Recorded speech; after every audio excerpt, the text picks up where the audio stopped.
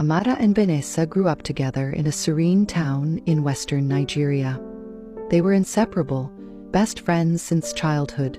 From primary school to secondary and eventually university, they stayed side by side, dreaming together.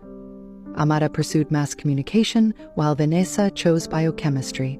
They both were intelligent and driven, dreaming of bright futures. Upon graduation, the duo moved on to complete their national youth service in different parts of the country. Amara's life took a romantic turn during her service year when she met Farouk, the handsome and gentle son of a wealthy northern businessman. Their connection was instant and deep, and soon Amara was spending more time with him and less with Vanessa. Vanessa noticed the change. She became uneasy and bitter about her friend's growing romance. One evening she confronted Amara. "You hardly have time for me anymore," Vanessa said with a pout. Amara, smiling softly, reassured her friend. "You will always be special to me, Vanessa, but you know how things go. I'm trying to build a future. Farouk could be the one." Vanessa pretended to understand, but jealousy quietly took root in her heart. She could not believe Amara was ahead of her in love and possibly marriage. Still, she masked her true feelings with a supportive facade, wishing secretly that the relationship would fail. Deep inside, the seeds of envy had begun to grow. Farouk's love for Amara grew stronger daily. After 6 beautiful months of dating, he surprised her with a proposal. Amara said yes, joyfully. She could not wait to share the news with Vanessa, believing her friend would celebrate with her. When Amara called Vanessa, the excitement in her voice was unmatched. Vanessa, though, masked her disappointment. "Oh my God, congratulations!" she exclaimed over the phone. But after hanging up, bitterness overtook her. She couldn't believe Amara had found love with a billionaire's son, while she remained single and unnoticed. "Why say we, her, and not me?" Vanessa asked her reflection angrily that night. She was convinced that she deserved Farouk. "I saw him first. If only I knew his worth, I would have made my move," she thought, her mind racing with jealousy. Despite her inner turmoil, Vanessa played the role of a supportive friend perfectly. She threw herself into helping Amara prepare for the wedding, earning admiration from Farouk's family, especially his mother, Hajia Zainab. Vanessa spent time running errands and offering unsolicited help, subtly ingratiating herself into Farouk's world. Amara appreciated her friend's devotion, never suspecting Vanessa's true intentions. Vanessa's envy was no longer silent. It had turned into obsession. She didn't just want Farouk for herself. She wanted to be Amara. Every loving glance Farouk gave Amara felt like a dagger to Vanessa's heart. Her plan began to form. The wedding day arrived. It was grand, elegant, and unforgettable. Amara and Farouk were celebrated by family, friends, and dignitaries. Vanessa stood proudly as the maid of honor, hiding her burning resentment behind a practiced smile. Months passed, and Amara's marriage blossomed. She became pregnant and later gave birth to a healthy baby boy, Jamil. Farouk doted on Amara and their son, ensuring they lacked nothing. Vanessa visited often, always helpful and charming. To outsiders, she was Amara's most loyal friend. Inside, she burned with jealousy as she watched Amara live the life she believed should be hers. Amara never noticed the growing darkness in Vanessa. The new mother was too busy embracing her role as wife and mother. Vanessa's envy deepened when Farouk's family began praising Amara more openly. She felt invisible, merely a guest in the perfect life she craved. After 4 years of marriage, Amara and Farouk celebrated their anniversary with a lavish party. Vanessa, as always, was present and helpful. She laughed, danced, and entertained guests, further embedding herself in the family's good graces. Behind closed doors, however, Vanessa's jealousy turned sinister. She began imagining what life would be if Amara were out of the picture.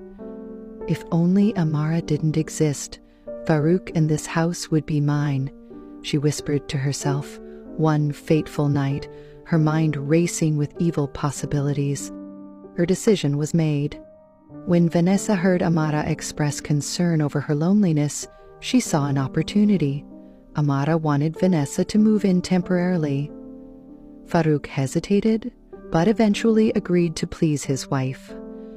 Vanessa moved into the guest room, thrilled to be inside the home she long coveted. She played the perfect guest. Vanessa cooked, cleaned, and bonded with Farouk while subtly getting closer to him. Amara trusted her completely, oblivious to her hidden agenda. Weeks turned into months. Slowly, Amara's health began to decline. It started with mild headaches and fatigue, which worsened into alarming sickness. Doctors were baffled, running multiple tests but finding no answers. Farouk spent heavily, desperate to save his wife. But nothing worked. Vanessa pretended to be concerned. Secretly, she was behind it all. Every day she slipped small doses of poison into Amara's food and drinks. The poison was undetectable, slowly sapping Amara's strength. As Amara grew weaker, Vanessa became indispensable in the home. Farouk relied heavily on her to care for Jamil and handle household tasks. Vanessa played her role perfectly. Hiding her excitement each day, Amara grew frailer. Soon, Amara could no longer leave her bed. One gloomy evening, she breathed her last. Surrounded by a devastated Farouk and clueless relatives, Vanessa had won the first phase of her evil plan. Amara's death shattered Farouk. He was inconsolable, blaming fate for taking his beloved wife. Vanessa, however, was there to comfort him at every turn. She cooked his meals, cared for Jamil, and ensured the household stayed afloat. Her presence became essential. Even Hajia Zainab praised her dedication. "You are like a second daughter to me," the older woman told her affectionately. Vanessa's heart swelled with satisfaction as her plan advanced smoothly. 3 weeks after the funeral, Vanessa hinted at leaving. She told Farouk it was time she gave them space to heal. But Farouk, fearing loneliness and concerned about Jamil's well-being, begged her to stay. Hajia Zainab also intervened, urging her to remain until things settled. Vanessa reluctantly agreed, solidifying her place in the home. Time passed, and as days turned into weeks and weeks into months, Farouk and Vanessa grew closer. The mourning father soon found himself laughing again in Vanessa's company. Late-night conversations turned into intimate moments. One night, Vanessa made her move. Pretending to have a nightmare, she entered Farouk's room in revealing nightwear. Vulnerable and lonely, Farouk succumbed. They spent the night together, a decision Farouk immediately regretted the following morning. But Vanessa comforted him and normalized what had happened. Their secret affair blossomed quietly until Farouk officially introduced her to his family as the woman he intended to marry. Vanessa's dark desires had almost fully come true. Vanessa's engagement to Farouk was met with mixed emotions. Some questioned how quickly Farouk had moved on, but most accepted it. Hajila Zainab supported the union, claiming Amara would have wanted someone familiar and loving to care for Jamil. Preparations for a small but classy wedding began. Farouk traveled on urgent business, leaving Vanessa in charge of the home. Finally, Vanessa had it all: Amara's husband, her home, and her position as queen of the house. But there was one obstacle left: Jamil. Without Farouk around, Vanessa's true nature emerged. She began to vent her frustrations on the innocent child. One morning, after Jamil failed to wake up on time, Vanessa barged into his room and dragged him out of bed. "You useless boy, you think you're royalty here," she snapped. Vanessa slapped him hard and ordered him to clean the house without food. The child cried, but obeyed. He was only 6, too young to understand why his auntie was so cruel. The mistreatment continued. Jamil was starved, insulted, and worked like a servant. Vanessa saw him as a reminder of Amara and treated him harshly. What once was a home filled with love became a cold prison for the boy. Jamil missed his mother terribly. At night, he would cry himself to sleep, clutching the only picture he had of her.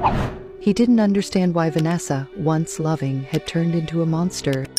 But deep inside, he knew something was terribly wrong, and he had to find a way to protect himself. Farouk's return brought temporary relief to Jamil. Vanessa pretended to be loving and motherly while he was around. She cooked Jamil's favorite meals and showered him with fake affection. Farouk, oblivious to the truth, was pleased with Vanessa's care. "She's doing such a good job," Farouk often told Hajia Zainab. To him, Vanessa was proving to be a worthy wife and stepmother. Jamil, however, knew the truth. He feared Vanessa, but was intelligent beyond his years. Slowly, he began piecing together her cruel nature and the drastic change in his life since his mother's death. He realized Vanessa only treated him kindly when Farouk was home. Determined to protect himself, Jamil decided to avoid confrontation. He began to quietly observe Vanessa and planned to record evidence of her actions. One evening, Vanessa's rage reached a terrifying peak. Furious after Jamil spilled water accidentally, she slapped him and, in a moment of arrogance, revealed her dark secret. "I killed your mother, you brat," Vanessa hissed, unaware that Jamil had hidden his tablet nearby, recording everything. "She took what was mine, and now she's gone. If you dare oppose me, you'll join her." Jamil's heart pounded as he listened. Tears welled up, but he stayed silent. That night, after Vanessa slept, he watched the recording over and over. It was real. He finally had proof. The innocent boy knew the risk. Vanessa was dangerous. But he also knew one thing. He needed to protect himself and his late mother's honor. A plan began to form. The wedding day drew near, and the house buzzed with activity. Vanessa walked around like a queen, controlling every detail. Jamil, however, remained quiet and distant, carefully waiting for the right moment. 2 days before the ceremony, Farouk and the entire family gathered for a pre-wedding dinner. Jamil approached Hajia Zainab shyly and requested that everyone gather in the living room. He said he had something very important to show them. Curious, Hajia Zainab called everyone together. Farouk, uncles, aunts, and even Vanessa herself sat waiting as Jamil stood nervously before them. Vanessa's smile faltered. She felt a sudden wave of unease but brushed it off, confident in her influence over the family. "Uncle Kabiru, please help me connect my tab to the big screen," Jamil requested politely. Kabiru obliged. Moments later, a video began to play. The family gasped as Vanessa's confession echoed through the room. "I killed your mother. She took what was mine. If you dare oppose me, you'll join her." Silence filled the room. The revelation hit Farouk like thunder. Hajia Zainab's face went pale with shock. Vanessa tried to interrupt, claiming Jamil was hallucinating, but the video evidence was undeniable. "You monster!" roared in fury. Vanessa attempted to flee, but Kabiru grabbed her, pinning her to the ground until the police arrived. The room turned into chaos as the woman they trusted was exposed as a murderer. Jamil clung to his grandmother, sobbing. The darkness Vanessa had hidden for so long was finally dragged into the light. Vanessa was arrested immediately. The scandal spread rapidly, shaking the entire community. Her betrayal was too deep and unforgivable. Her friends, family, and society turned their backs on her, as police investigations revealed overwhelming evidence. During the trial, Jamil's video was played before the court. Vanessa's legal team tried to argue emotional instability, but her confession and calculated poisoning were impossible to deny. The judge, deeply moved by the cruelty towards Amara and Jamil, showed no mercy. After weeks of trial, Vanessa was found guilty of premeditated murder and child abuse. The court sentenced her to death by hanging. Her screams echoed through the courtroom, but nobody showed sympathy. Farouk felt broken beyond words. He had trusted Vanessa, brought her into his home, and unknowingly endangered his son. He wept bitterly in private, ashamed that Amara's death was due to his blindness. At the sentencing, Jamil quietly whispered, "This is for you, Mom." Hajia Zainab, equally devastated, spent her days seeking forgiveness through prayers. The family fell silent and reflective, forever scarred by Vanessa's evil. The home, once filled with laughter, became a quiet place of healing and remembrance. Vanessa's chapter had closed, but her evil left behind wounds that would take years to heal. 3 months after Vanessa's execution, Farouk stood at Amara's grave with Jamil and Hajia Zainab. They placed fresh flowers and stood silently as the cool breeze whispered through the cemetery. "I failed you," Farouk said softly, tears streaming down his cheeks. "But I will never fail our son again." Jamil held his father's hand tightly. Though still young, he had matured beyond his years through pain and loss. "I miss you, Mommy," he whispered to the grave. After that day, Farouk made a solemn vow. He devoted his time entirely to raising Jamil, rejecting every suggestion of remarriage. He rebuilt his bond with his son, ensuring the boy never felt unloved again. Hajia Zainab also took an active role, providing Jamil with care, wisdom, and support. Slowly, the wounds began to heal. Laughter eventually returned to the house, though Amara's absence was always felt like a gentle shadow. Years passed. Jamil grew up into a strong, confident young man. At his university graduation, he gave a heartfelt speech. "Everything I am and will become is because of the sacrifices of my late mother. Her love lives on in me." Farouk, teary-eyed, stood proudly beside his son. Though tragedy had torn them apart once, love and justice brought them back together. Their story became a legend in their town, not of tragedy alone, but of survival, truth, and unbreakable bonds.